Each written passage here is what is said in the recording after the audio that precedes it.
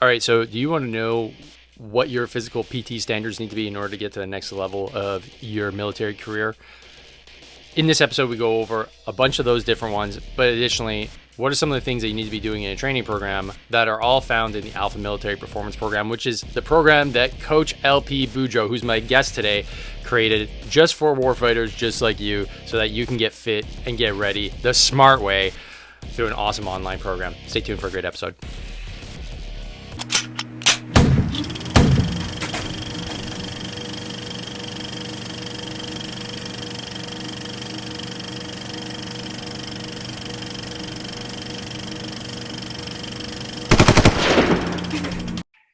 Hey, buddy.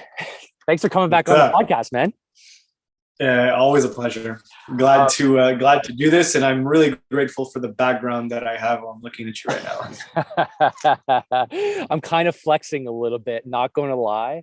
Sitting here in sunny Portugal in Sao Pedro do Sul, learning a little bit of Portuguese. Obrigado is basically as far as it gets for now. But it's good to be able to have you back on, man. And I, unfortunately, we lost the first episode where now. Yeah, we're doing this again. This is the second episode that I lost. 2 out of 2 I lost. I guess as a casualty of war, because the server was actually in the Ukraine that had this episode. I couldn't get on, and they deleted the episode. Long story short, we had to record the episode again, but it's just going to make it that much better, man. So we're talking about the Alpha Military Performance Program and you know, your background and how basically we got to this point. Now, this is, I think, your third appearance on the show, man. Like, you are the king of the Hard to Kill podcast right now. yeah. I guess we could say 3.5 if we consider the first recording. So this Yep. officially makes me the most appeared guest on the show. Uh, Let me confirm, because last time we talked about this, I think Audrey still holds the record because I think she's done 4 total. She got some mini episodes in there, and don't forget, she did some Athena ones as well. So I'm pretty sure she's the queen of the Hard to Kill podcast right now. So you Listen, have a if few more to if go. I'm gonna be second to Audrey, I'll take it. Totally cool with that. Right on, right on. So if people don't know who you are, and this is the first time they're tuning into maybe the podcast, or maybe the first time that you're on the podcast, let's start with your brief intro, and then we'll get into the program itself. Yeah. So if people don't know me, I mean, like you said, we've recorded already 2 episodes in the past, or I went into maybe a longer form of introduction. So you can always refer back to those episodes, which were also really good episodes, in my opinion, in my unbiased opinion. So you can refer to those for a full bio. But I mean, the long story short is been obsessed with training for 15 years, been obsessively coaching for 10. I've coached Dave for now 5 years, and we had a lot of success together. And I've been along the way. I mean, I've coached a lot of weekend warriors, CrossFit athletes, runners, and people in other sports or walks of life. And more recently, I've shifted my entire business model to online. I used to be in person for the first 10 years of my career. And I do a lot of work with the Hard to Kill community as well. So that's the long story short. Right on. Yeah. So 5 years, man. I can't believe it's been 5 years since I hobbled into the CrossFit de l'Ouest office and said, "Bro, I need some help. I'm in bad shape after my back was just a disaster and couldn't really move." And obviously I knew you from going to the gym. And I was like, all right, I'm pretty sure this is a good fit. Let's rock and roll. And since then, man, it's been awesome. I mean, I think I've got 3 or 4 Spartan races done, Ironman, marathon, 3 or 4, I think 3 CrossFit Opens. So needless to say, like, things are going pretty well. And that's all thanks to your really good vision. And I've written about it a million times. Like, it just took that plan and that guidance and that accountability. And like, whether you like it or not, like I'm in until you like stop training. So that could be in like 40 years. I don't know. But Yeah.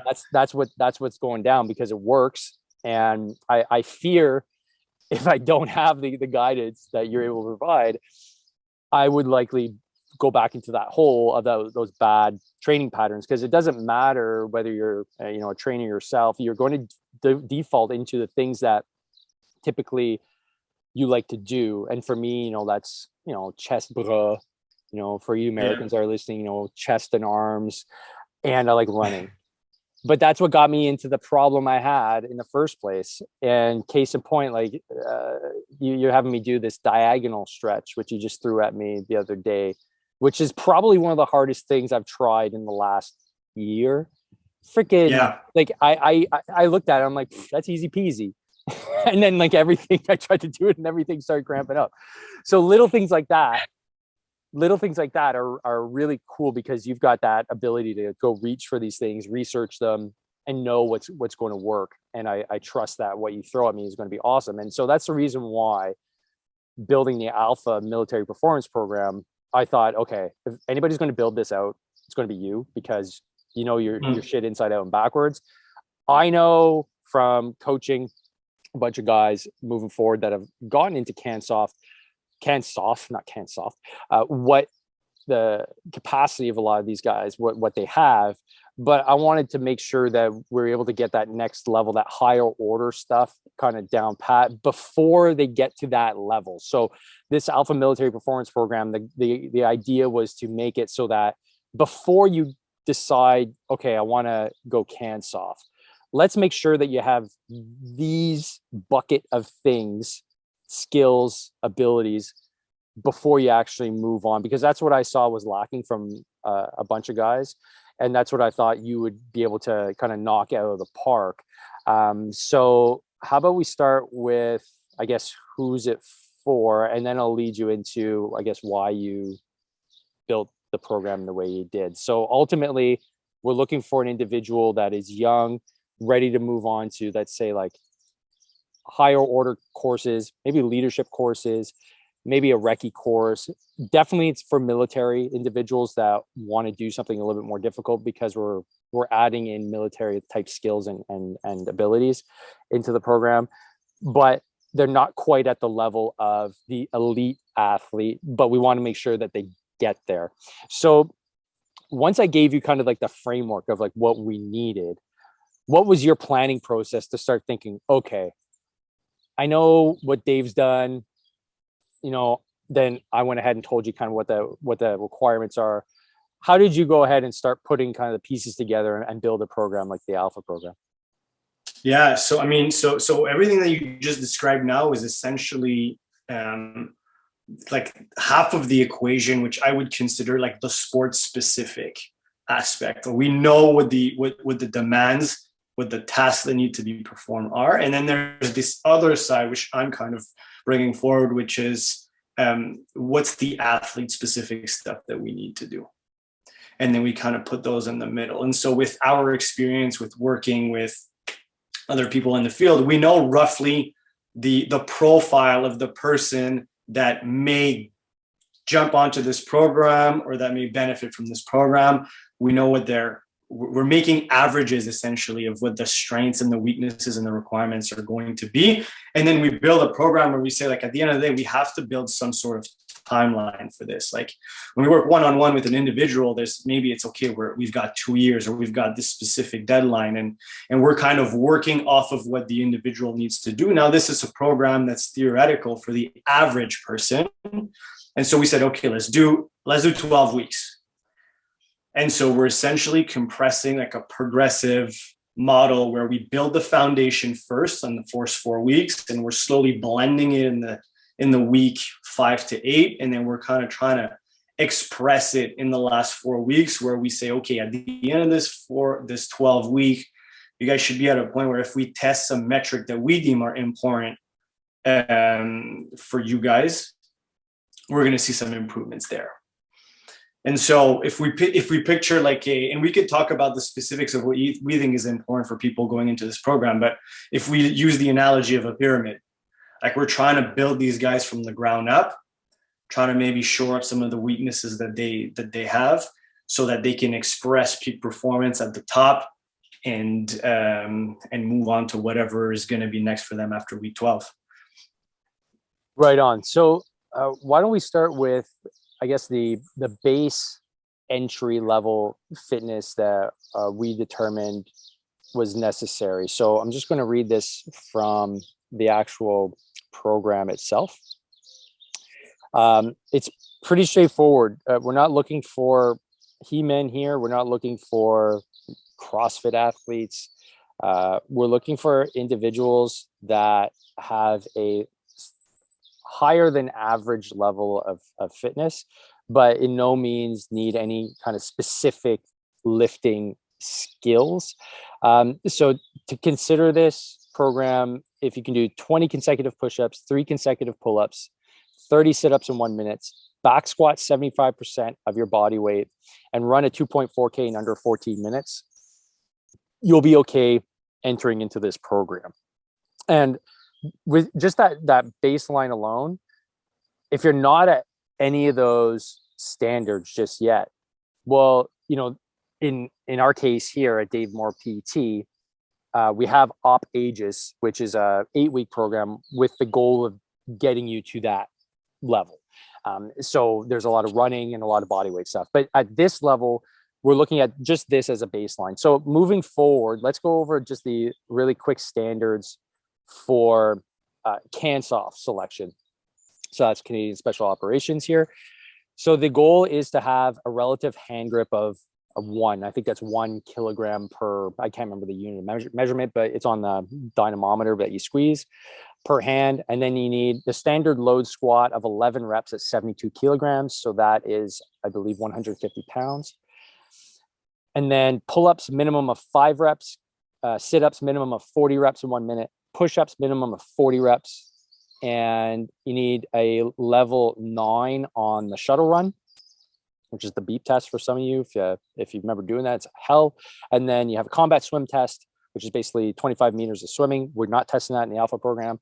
And then a modified ruck march of 12 kilometers with 35 kilogram rucksack, which doesn't include your helmet or your rifle. And that needs to be done in 2 hours and 24 minutes. So using that as like our framework, that is for CANSOF. So at the end of this program, you don't have to be ready for that specifically, but the goal is to get you as close to as possible in 3 months. So what specifics did you throw in? What are the things that you wanted to see an individual be able to do from, you know, start to finish at the end of the program? Yeah. So, yeah, and I think we're doing, by the way, a pretty good job at getting people from that prerequisite level of fitness towards the requirements. But essentially so if we put those into broad terms, what we wanted them to do, right? Think about the back squat test. Like we want them to build strength. We want them to be able to build better ability to move their body weight in space, right? Or have more endurance at moving their body weight in space. Think of the push-up, think of the sit-up test. And we have additional tests that we've put in there to get a more global perspective on what body weight muscle endurance could look like if we're pushing it to a more advanced level. We also want to, I mean, there's stuff that these guys always come up with, like ankle things, back things, right?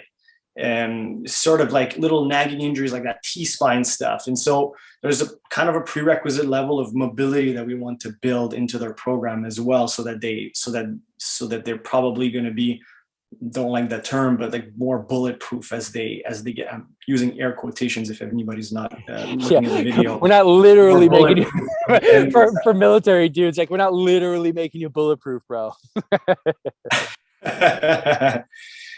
And we want guys to be stronger on one leg as well, which is a huge discrepancy that we've noticed while training these types of population. And so kind of a long-winded way to answer. I'm kind of losing track over here. What was your initial question about that? Well, what were some of the things? Now I've lost track too. I shouldn't have been drinking wine prior to the prior to the podcast. Yeah, I can't help it. It's so delicious. Yeah. So, well, let me bring it back. Okay. So, what are the things that we want to see them improve? Yes, exactly. From point A to point B, what's the progression to see at the end of the 3 months? Yeah. Okay. So my first answer was very broad. Let's get into maybe a more specific answer for now. Like, we want their back squat absolute numbers to go up, as well as their endurance numbers to go up. All right. So we want them to be stronger, but we want them to also be able to express that muscle endurance test, right? The 75% of body weight for X amount of reps. We want their single leg strength to go up. We use a rear foot elevated split squat to kind of use that as a proxy. We want their running endurance to go up. We want their rucking endurance to go up. We want their strict pull-up numbers, again, from an absolute perspective, as well as the muscle endurance perspective, to go up. And we want another one that we kind of built in there, like aside from the sit-up test, we want their core to be stronger. And if we're talking about the sit-up, like the sit-up essentially will kind of test your endurance in trunk flexion, but there's so much more that your core needs to be able to do to perform at a high level. That is more about supporting performance, protecting the midsection as well. And so we want that to improve significantly. And we've got multiple ways of assessing it with the hollow holds, the side planks, some of the farmer carry that we do to test also grip strength. And so we want those things to all improve while we're trying to get these guys a little bit more or a little bit less injury prone with some of the mobility stuff that we've incorporated into the program.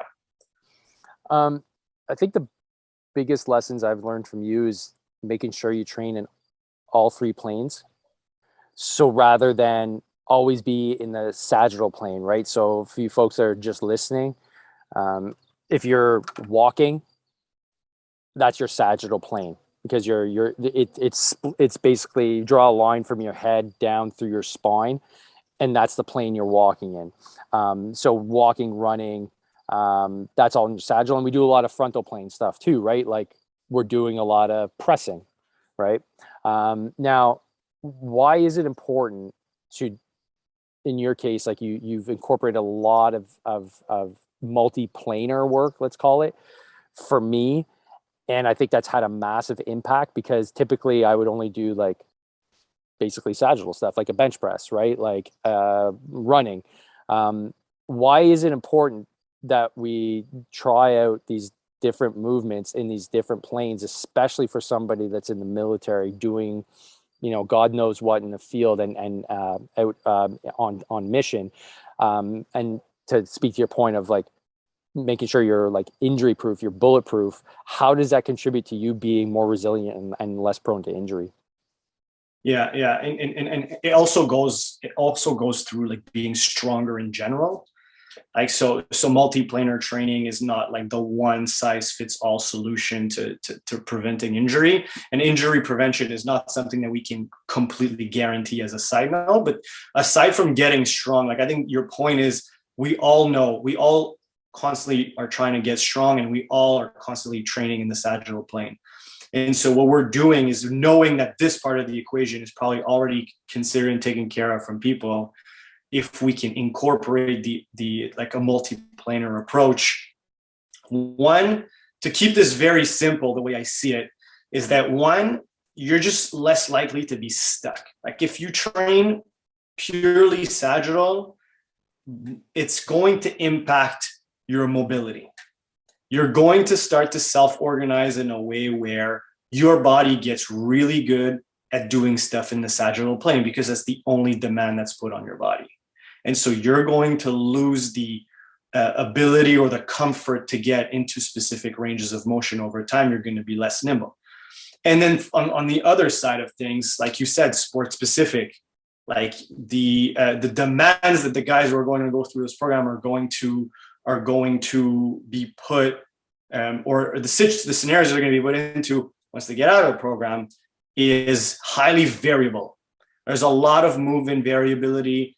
It's not a very scripted type of movement. You're not doing back squats anymore. You know what I mean? And so if you need high levels of variability, you need to also train high levels of variability, in my opinion. Yeah, like, I mean, the demands when you're in the field or on mission, you know, the term athlete is very appropriate in that sense. Although, you know, it's not a game, but the skills, the capacity you need to have is very athletic. You can go from an entire day of marching with or rucking with like 50, 60, maybe even 100 pounds on your back, going over walls, you know, and then potentially having to drop your gear, sprint 20 meters with a minimum 30 pounds on you, maybe lift somebody, control your breathing, take a shot, go back to your rucks, like all these things, twist, grab some stuff off the ground, you know, maybe even lift a buddy over a wall, like all these things, it's chaotic because you don't know from day to day what the demands are going to be. However, the way we train in the military is very regimented. It's always the same because we know that we can do this. This is what we've always done. We've been able to fight wars with it, and we're going to continue to fight wars with it some more. So therefore, incorporating the things that you're talking about is usually kind of scary at the military level anyways, and hasn't been regularly incorporated. And you're talking about like nimbleness and like mobility.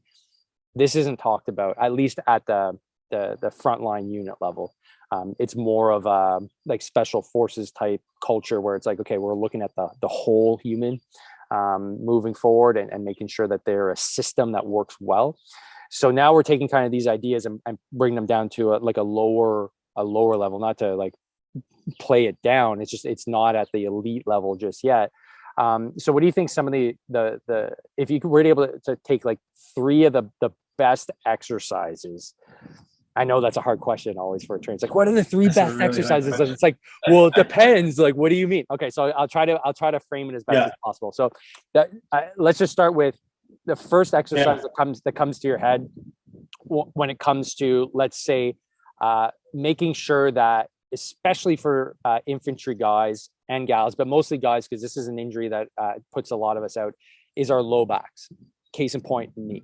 So if we're embarking on a 3-month program, and if we want to be more effective in the field and at our jobs, what do you think is, if you're going to do an exercise, and a strength and conditioning exercise, I should qualify that. What is the exercise that you should be doing in order to ensure that you can move forward, be stronger, but also avoid injury moving forward? Yeah. So, this is the toughest question you could possibly ask me, because the reality of my job for 95% of what I do is I look at a person and I'm like, okay, what are the 3, let's say 3, just because you use the example, the 3 most important exercises that are specific to your needs based on assessment data, okay, injury history, and so on. Let's do okay, I'll let you finish and then So that's just a caveat. Now I'm still gonna try to answer your question though, because I think it's an interesting thought experiment. And so let's put mobility, like what people would categorize as mobility or flexibility or stretching exercises, aside for now, and assume that someone has a reasonable amount of range of motion in their hips. And we're talking about, like you said, strength training exercises. And so we're looking at stuff that are going to train the midline and the hips more specifically, right? Because those are probably the areas that need to be the strongest to protect the back, quote unquote. If I had to choose 3 things, I'd probably go with some form of lunging. And so some form of lunging. So the category in my head is unilateral. Then I'm going lunges because they're like this reciprocal pattern, like you're alternating leg to leg. So there's a lot of stuff happening at the pelvis. You're strengthening a lot of the muscle around the hip musculature, or you're training the hip musculature to protect the back. So that's 1. Number 2, I would do some sort of bending exercise because one, you're going to strengthen the muscles of the lower back, but two, you're also going to reinforce and program the pattern of really teaching someone to understand the difference between moving from the hips and moving from the back. You know what I mean? So that they know, okay, now it's time to use my back. Now it's time to use my hips. And then number three, I'd probably choose some sort of carry, because it's like there's a lot of load going through the entire trunk. Like it simulates gait, which is a very important part of the process. And so I would probably go with I'll probably go with a farmer's carry, just because we did some sort of like a deadlift kind of variation right before. I love like sandbag D-ball front carries, like front rack carries, because they kind of make your lower back work really hard without putting too much stress on it. But since, let's say, like, because in my head I'm thinking, okay, if I had to build a program around these three exercises, so we say like an RDL, a walking lunge, and then a carry, that would be a decent three, I think, in my opinion. Sounds very similar to what I've been doing for the last few years. Okay, not gonna lie, a lot of lunging, a lot of RDLs, single leg RDLs, you name it. So that makes a lot of sense, and that can provide a lot of value for somebody that's just listening to this and being like, okay, like maybe they're not looking for coaching right now, but they're like, okay, I'm putting something together. They're pretty switched on. Maybe if you're not incorporating one of those three, start putting that in right now. I can tell from personal experience, it significantly helps. It significantly helps. Like I'm able to do what I do because of it.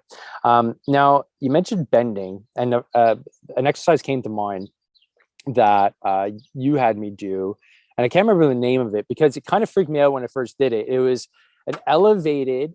It wasn't a deadlift, but the goal was to actually put your back into flexion and to grab the bar at an offset light bar and then curl the bar up, which instinctively makes you think, oh shit, like I'm not supposed to be doing this, right? It's always supposed to be, okay, flat back, proud chest, brace, and then lift.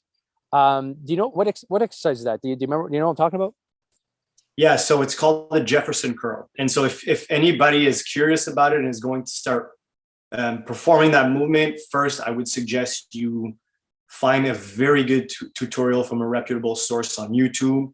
And then secondly, if you start doing that exercise, respect your body and the principles of progressive overload. Like this is an amazing movement, but it's not a movement where you,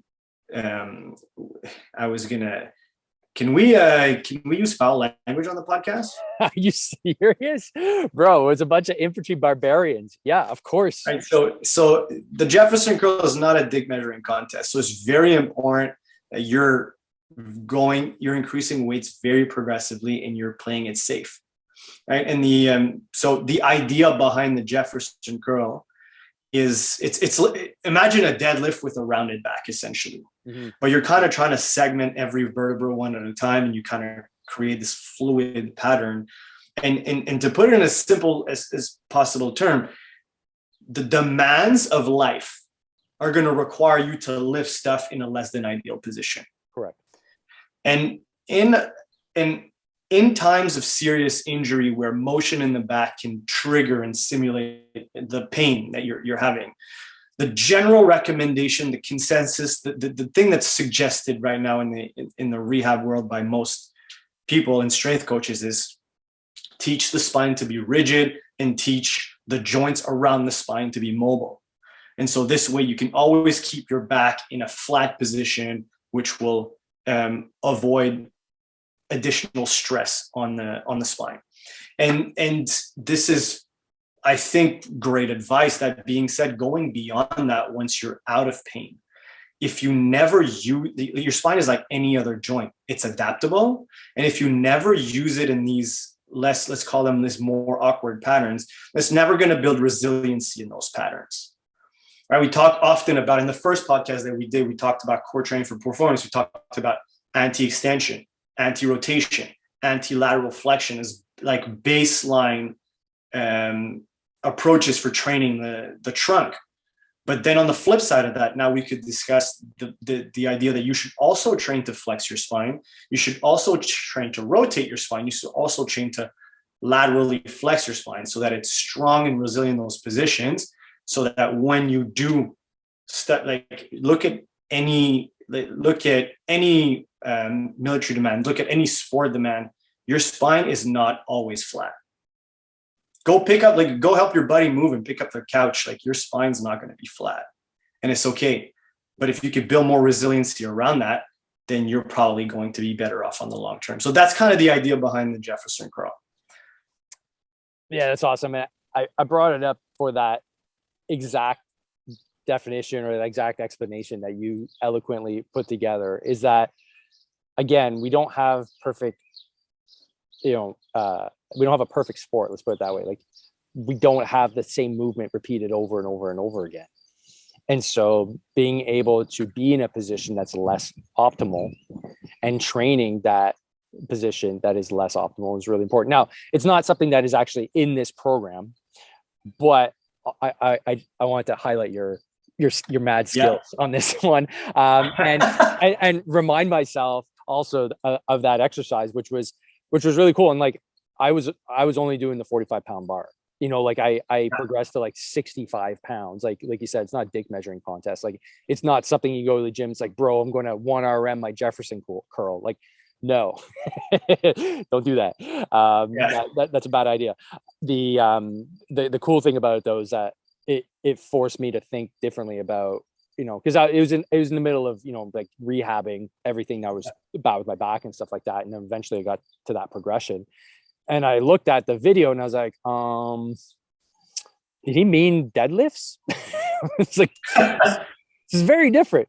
And I did it. I of course, like, I just went in with, that learner's mindset. Like, all right, obviously there's a reason for this. So I'm going to go ahead and I eventually learned, like, that the goal is to be able to, like, be in that flexion, not be scared, but also to have that control in that position and to be strong in it as well. And I really appreciated that. So that's cool. So you bring all of that experience, clearly, your stuff, into this program. I think it's a cool program. I haven't done it myself just because it's hard, man. Like, it is hard. Like, we got guys going through it now and they're like, man, this program's hard. I'm like, yeah, it's not what like, you thought it was going to be easy. Of course it's going to be hard, like, and it's hard, not just because, we're throwing a lot of weight around, because it's scalable. It's not just for like a fixed weight for a fixed amount of reps for, a specific fixed individual. The goal is to have you progress, like you said, building up that leg endurance, building up that strength. And there's also ruck marching and the nimbleness stuff where you're working on mobility. So the only thing it's not taken care of is your nutrition and your recovery. That's on you. And that next level is where coaches like LP, like, that's where you come in. It's like, okay, we got to build something that's like from the ground up. We've got to this level. So I guess if we move to that, let's say, you work with all kinds of people. You've worked with me that was just like, hey man, like, I'm doing an Ironman, let's make it happen. You're like, I don't know how to coach that. I'm like, well, go read a book, like, figure it out. And you crushed it, because I did really well in the Ironman. The next day I was fresh. I was doing an interview with the CBC, and that for me was like the metric of success. Like, I was fine the next day. I was training on the Monday or Tuesday after, just to like cycle through the lactic acid and stuff like that. And I felt great. And I was like, man, this worked like a charm. So somebody comes, they're let's say done the alpha program. They're like, all right, I want to go to the next level. I want to get super fit. I want to get to that like elite level of fitness. Would you be able to give kind of a snapshot of like how you would take somebody that's completed the alpha program and then start working with them for an undefined period of time? And the demands you might put on somebody that is looking for that type of training? Yeah, I mean, it's difficult to explain it's difficult to explain an individualized program in general terms, but for people to understand it the best possible is the difference between what we did with the alpha program, where we try to deliver something for the average, which I think we did a pretty good job at. What you're doing now when you go individualized coaching is that you are on the front end assessing the individual, identifying the specific limiters to their performance, whether that be from an endurance perspective, from a strength perspective, from a lifestyle perspective, from a mobility perspective. And you are creating a program around those that is going to put a lot more of the weight towards the stuff that this person needs to work on very specifically, right? And putting the stuff that they're already good at on the back burner until things normalize, right? And we have data from experience on that. We have a lot of testing. We have a testing body that we use to kind of categorize where people will sit in different areas.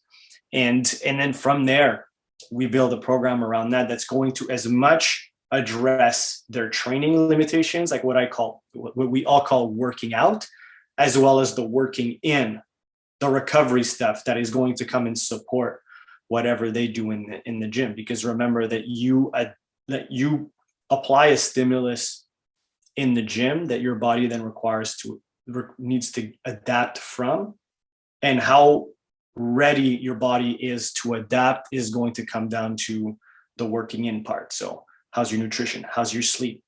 How are you coping or managing with the stresses in your life? What are you doing for recovery? All of these things.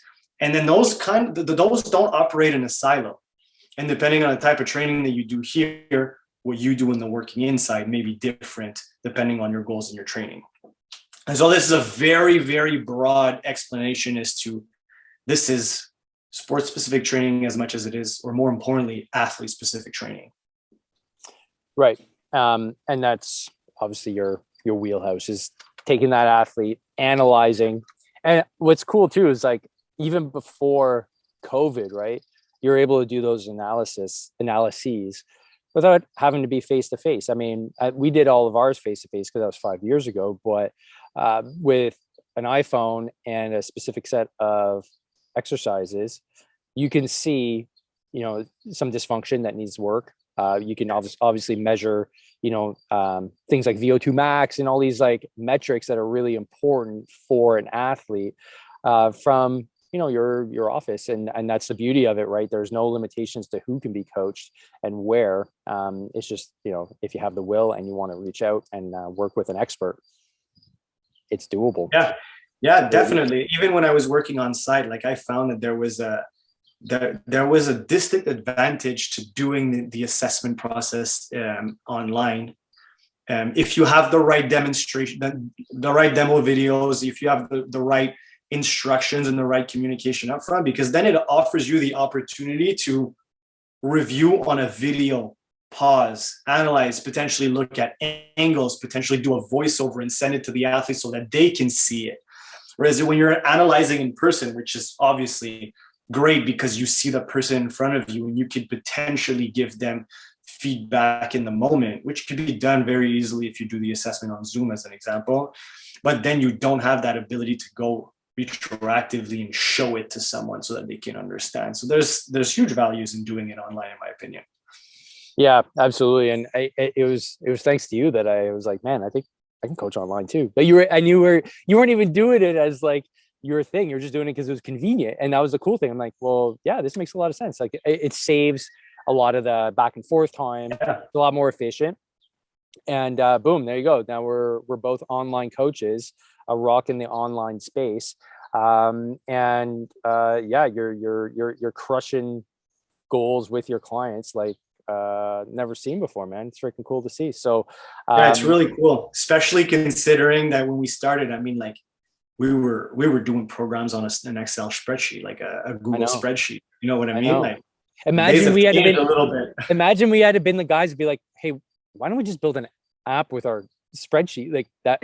That's what coaches did. They're like, hey, wait, hold on a sec. Like, I built all this stuff. It took me hours and hours. Can I just make an app out of this? And boom, there you go. You've got trainer. You got, how many different apps are there now, right? We missed the wave. We missed the wave, but there's another wave coming. That's going to be for another podcast that I'm going to be a part of. So we'll drop some details once that comes through the pipe. But LP, man, thanks so much for explaining a second time how cool this Alpha Military Performance Program is. Before I ask you what your contact details are, I'm just going to let you, the listener, know how to find the program. It's really simple. You can head to davemorrow.net and go to training programs, and you'll see there's a whole bunch of programs there. LP built the Alpha Military Performance Program. So that is his baby. You can find it. It's there. You click on it. You can start as soon as the closest Monday that is available, which is basically next Monday. And you're up and running, and you've got your 3 months programming. And then we follow you just, periodically when we go through, making sure that everything's going well, giving you the high fives electronically, making sure that, you've got any questions that they are answered through our fancy Trainerize app. So you can go there, or you can find us on Facebook and head to our Facebook group and ask all the questions you want there. So that is the Hard to Kill Facebook group. So you can find me at Dave Morrow PT, and all the info is there. Now, LP, how does somebody get a hold of you specifically and ask you some questions? Yeah, and like you said, you guys can always find us on the Facebook group. But again, if you guys have any questions on what we've discussed today, like we kept the explanation of what is in the program relatively broad so that people understand the principles. And then if ever any of you guys are more curious about the methods that are inside, don't ever be shy to reach out if you have any questions. You can reach me via email. So louispcb@gmail.com. Instagram, LPeezCB, so LPEEZCB. And those are probably the best 2 ways to get a hold of me. Sick Instagram feed, by the way. Getting better by the day. Loving the reels, man. Kicking. Thank you. Listen, so coaching is something that I'm very comfortable and confident doing. Social media is still a work in progress. Well, we're getting there. We're getting there. It seems like you have a great partner that's helping you put those videos together. So that helps, I'm sure. Yeah, man. Wicked. All right, man. So thanks again for coming back on and re-recording this. I know you're a busy man, recently married, so congratulations on that as well. Thank you. And we'll have to do this again on another hot topic, maybe a coach's roundtable with the king and the queen of the Hard to Kill podcast, chatting about God knows what that relates to health, fitness, and getting after it. So thanks again, man. Game. Yeah, anytime.